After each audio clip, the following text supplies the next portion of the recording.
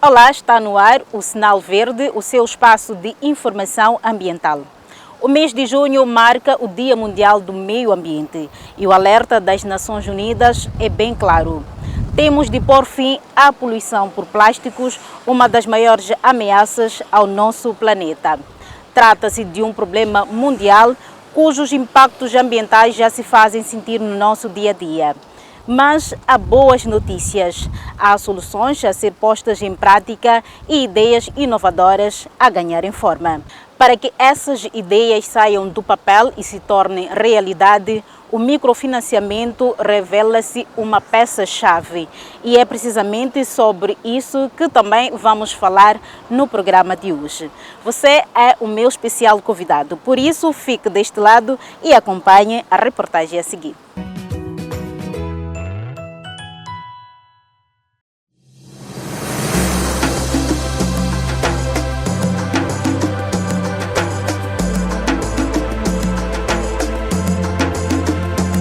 O cenário é alarmante. Estima-se que até 2060 o consumo global anual de plástico ultrapasse os 1,2 mil milhões de toneladas. Anualmente, cerca de 11 milhões de toneladas de resíduos plásticos são despejadas nos ecossistemas aquáticos e outras 13 milhões acumulam-se no solo. Para agravar a situação, apenas 9% do plástico produzido é efetivamente reciclado. A produção de plástico no mundo é uma preocupação ambiental cada vez maior.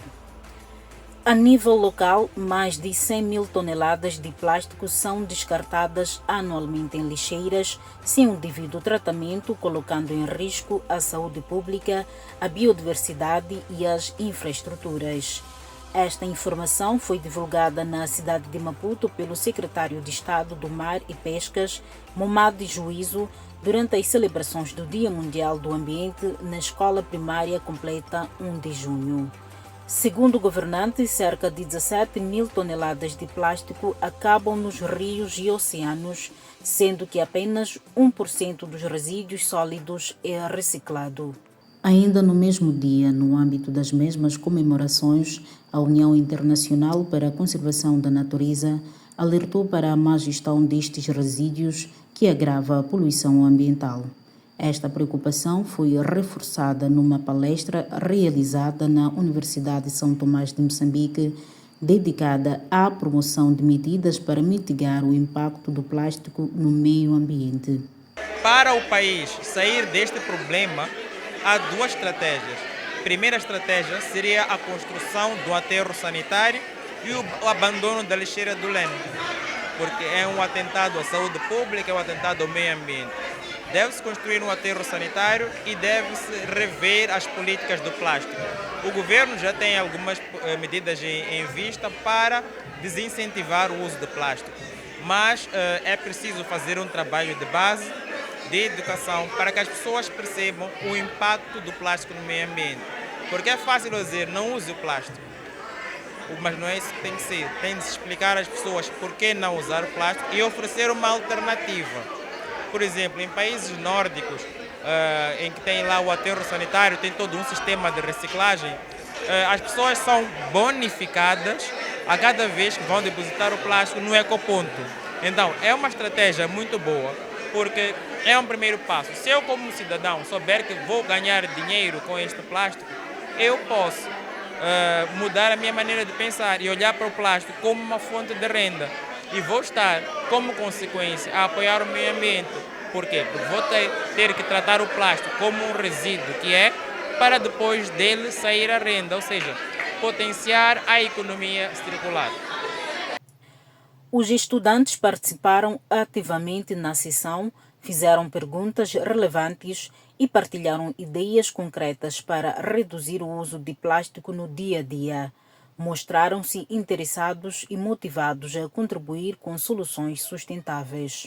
Foi possível aprender que nós nos autoprejudicamos com o uso do plástico, muitas das vezes por falta de conhecimento, mas entendi que também, ainda tendo conhecimento ou sabendo qual é o real motivo, continuamos a fazer um mau uso do plástico. Falou-se aqui da redução, da reutilização e da redução. É impossível perceber que esses processos devem ser estudados e devem ser analisados, porque existem diferentes contextos a serem vistos. Por exemplo, nós não podemos pegar essa solução para uma zona mais recôndita. Eles não vão aceitar isso. É preciso primeiro que se conheça aquela zona, se perspective, se desenhe um plano para esses 3 pontos serem colocados em prática lá. Apesar da sua utilidade em diversas áreas, o plástico tornou-se um dos maiores inimigos do meio ambiente. Presente em embalagens, utensílios e até em cosméticos, este material é extremamente duradouro. Dependendo do tipo e das condições ambientais, pode levar de centenas a milhares de anos a decompor-se. Por exemplo, garrafas PET, muito usadas no cotidiano, podem demorar entre 450 e 600 anos a decompor-se totalmente. As sacolas plásticas, embora aparentem fragilidade, podem persistir no ambiente durante 100 a 400 anos. Esta durabilidade deve-se à sua composição química, que dificulta a degradação natural. Quando se fragmenta, o plástico origina microplásticos que permanecem no solo e na água, causando poluição persistente e afetando a vida selvagem e ecossistemas. Que a nível global, a cada hora que passa é mais de 1 tonelada de plástico a entrar nos oceanos, e as próprias Nações Unidas já alertaram que caso não haja uma mudança, talvez em 2050 teremos nos oceanos mais peso em plástico do que propriamente em peixe. Isso afeta-nos diretamente. Porquê? Porque sem nós nos apercebermos, nós estamos a ingerir plástico através do peixe que consumimos, estamos a ingerir plástico através do sal marinho que utilizamos em termos de microplástico. O plástico, assim que entra nos oceanos, ao fim de algum tempo, começa a subdividir-se, digamos assim, tornando-se em partículas mínimas, em que o próprio peixe acaba por consumir, confundindo como alimento, que depois termina, infelizmente, no nosso prato. E isso afeta-nos diretamente, obviamente. A Organização das Nações Unidas lançou um alerta amarelo.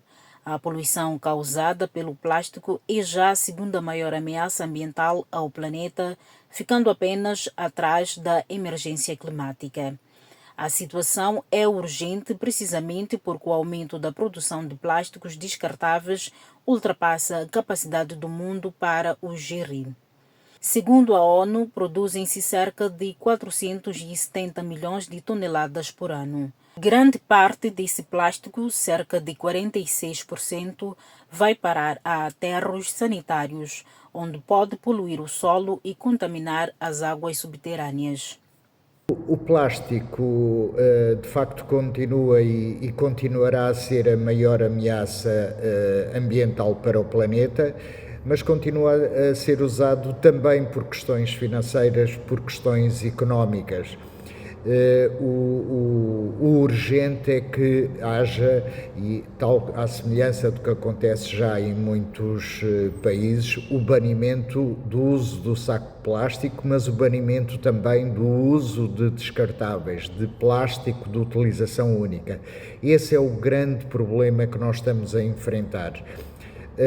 Moçambique, é a minha firme convicção que muito em breve a lei será introduzida, havendo obviamente espaço para a transição,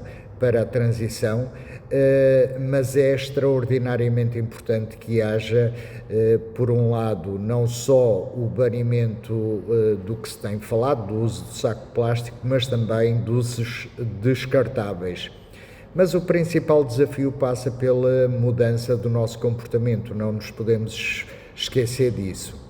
Um desafio que constituiu também o forte apelo lançado por António Guterres no Dia Mundial do Ambiente de 2025. This World Environment Day focuses on solutions to beat plastic pollution, and rightly so. Plastic pollution is choking our planet, harming ecosystems, well-being and the climate. Plastic waste clogs rivers, pollutes the ocean and endangers wildlife. And it breaks down into smaller and smaller parts. It infiltrates every corner of Earth, from the top of Mount Everest to the depths of the ocean, from human brains to human breast milk. Yet there is a movement for urgent change. We are seeing mounting public engagement, steps towards reusability and greater accountability, and policies to reduce single-use plastics and improve waste management. But we must go further, faster. In 2 months, countries will come together to hammer out a new global treaty to end plastic pollution. We need an ambitious, credible and just agreement this year, one that covers the life cycle of plastic through the perspective of circular economies, that responds to the needs of communities, that aligns with broader environmental goals, the Sustainable Development Goals and beyond, and that is implemented fast and in full. I urge negotiators to return to talks in August, determined to build a common path through their differences and deliver the treaty our world needs. Together, let's end the scourge of plastic pollution and build a better future for us all. Thank you. As palavras do secretário-geral da ONU foram claras. O combate à poluição por plástico exige uma resposta coletiva e imediata. Apesar dos desafios, o mundo começa a reagir. Iniciativas como a produção de madeira plástica por Sombra Matsinha em Moçambique mostram que há soluções locais e sustentáveis a nascer. Esta solução é já comum na Tanzânia e no Quênia, países que utilizam a madeira plástica em setores como a hotelaria, na produção de decks, toldos, alpendres, estruturas de lazer para parques de diversão, vedações para pecuária, estábulos, postes de iluminação rodoviária, paliçadas para delimitação, entre outros. O ambientalista Rui Silva está igualmente envolvido em várias iniciativas de reciclagem de plástico, destacando-se a criação de painéis de azulejos feitos a partir de plástico reciclado e a implementação de pontos de recolha para máscaras usadas. Rui Silva participou na concepção de um mural feito com azulejos de plástico reciclado na praia da Costa do Sol, em Maputo. Para além disso, sublinha a importância de reciclar as máscaras descartáveis que demoram muito tempo a decompor-se e podem provocar contaminação ambiental. Tem havido muitos projetos inovadores, felizmente, não só relativamente ao reaproveitamento do plástico, mas também de outros resíduos, como o pneu, como o metal, como o vidro. Têm surgido verdadeiras ideias inovadoras e o futuro não só de Moçambique, mas o futuro do planeta passa precisamente por um aumento deste tipo de iniciativas, uma maior industrialização em termos de reciclagem, que neste momento, em termos globais, representa apenas cerca de 14%, que ainda é nada, e há necessidade cada vez mais de aumentar este tipo de indústria para bem dos países, para bem do planeta, para bem da humanidade. Para que estas soluções se espalhem e façam a diferença, é fundamental garantir apoio técnico e financeiro às comunidades que querem agir. Já estão em curso várias mudanças rumo a um planeta mais sustentável, como o uso de materiais biodegradáveis, o incentivo à economia circular e a proibição de plásticos de uso único. No lugar do plástico pode-se optar pela sacola. A sacola, na verdade, seria a estratégia inteligente, porque a sacola nos asseguraria de tudo, da compra de todos os produtos que nós queremos, né, nesse caso. Além da sacola, nós podemos optar também pelo uso de cartucho, também é uma das opções. O fato do plástico ser comprado agora é uma forma de desincentivar e uma forma de fazer com que a pessoa que detém o plástico valorize. Então, o que é que vai acontecer? A pessoa, em vez de descartar o plástico no primeiro uso, vai andar com aquele plástico porque custou. O próprio governo tem medidas de proibição do uso do plástico. Mas o que é que acontece? É que há o choque cultural. eu sempre usei o plástico, porque agora não posso usar o plástico. Daí a componente da educação é importante. E a educação não tem que ser só em ambientes como este, não. Tem que se levar a educação ambiental para a escola, para começar com os petizes e eles, ao longo do crescimento, transformarem-se em pessoas ecologicamente conscientes. No centro desta transformação está uma ferramenta cada vez mais importante: o microfinanciamento para pequenas iniciativas ambientais, apoios que ajudam grandes ideias a tornarem-se realidade e a gerar impacto direto nas comunidades. Sim, o microfinanciamento é extraordinariamente importante, sempre que pensarmos nomeadamente para os jovens que estão a iniciar a sua vida em termos de início de uma carreira empresarial, e é extraordinariamente importante que haja esse microfinanciamento, que por vezes não é fácil, obviamente não é fácil de conseguir, até porque vivemos num país em desenvolvimento com as carências financeiras que todos nós sabemos, e é importante também que haja apoios também internacionais, o que tem havido em alguns casos, apoios internacionais no sentido de dar a mão a muitas ideias inovadoras que têm aparecido a nível local. Os projetos comunitários têm muitas vezes dificuldade em conseguir grandes financiamentos, mas alguns grupos conseguem crescer e tornar-se sustentáveis.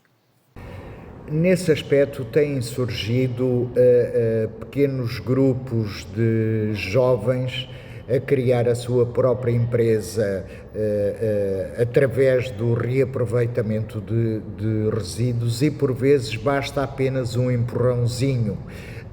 Muitos apenas desconhecem que através de resíduos conseguem gerar renda, seja ele através dos pneus, seja ele através do plástico, vidro, etc.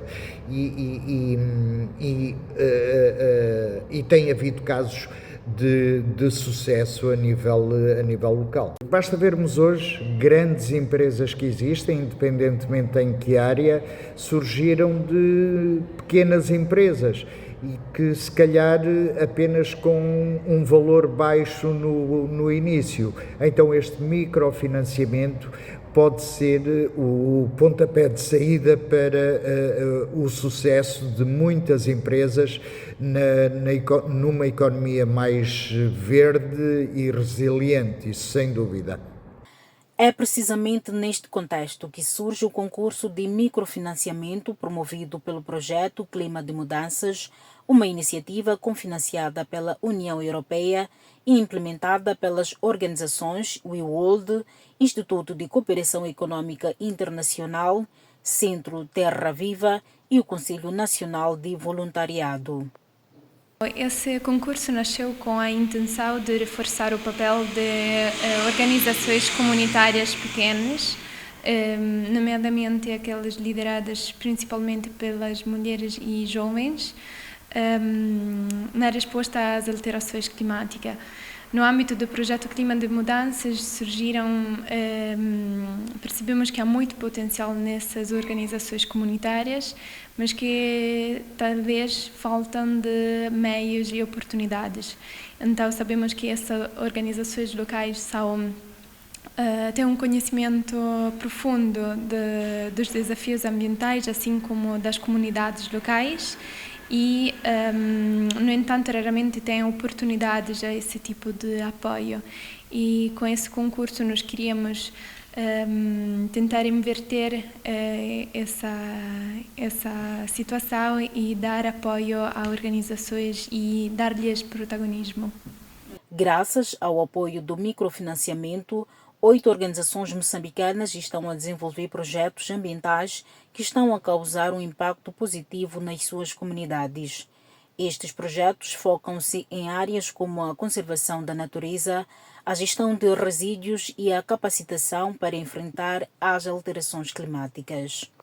Esse financiamento é um financiamento gerido por a ICI, mas em que foram envolvidos todos os parceiros do projeto Clima de Mudança, nomeadamente na fase de avaliação das propostas recebidas.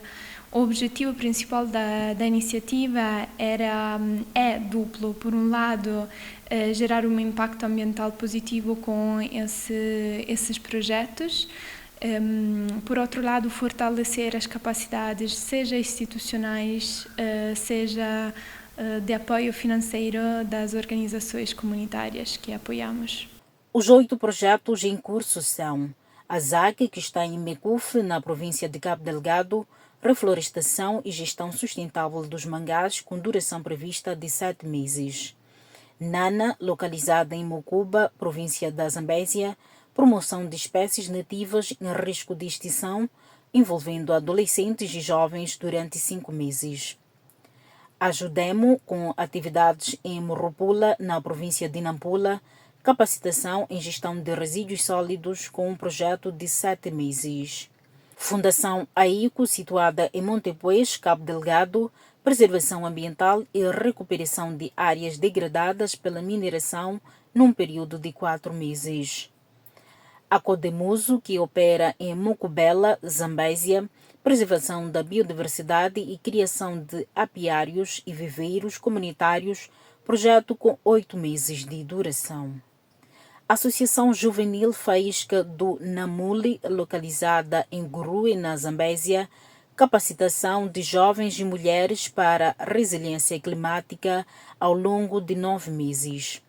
Associação Ukula, que trabalha em Boane, província de Maputo, gestão e reaproveitamento de resíduos sólidos com um prazo de 7 meses. E a AFC, com sede em Rapale, Nampula, empoderamento comunitário e adaptação às alterações climáticas durante 9 meses. Esses 2 grupos são, muitas vezes têm barreiras no acesso a oportunidades, então nós tentamos de encontrar uma forma para apoiar essas pessoas que têm ótimas capacidades de liderança e criatividade.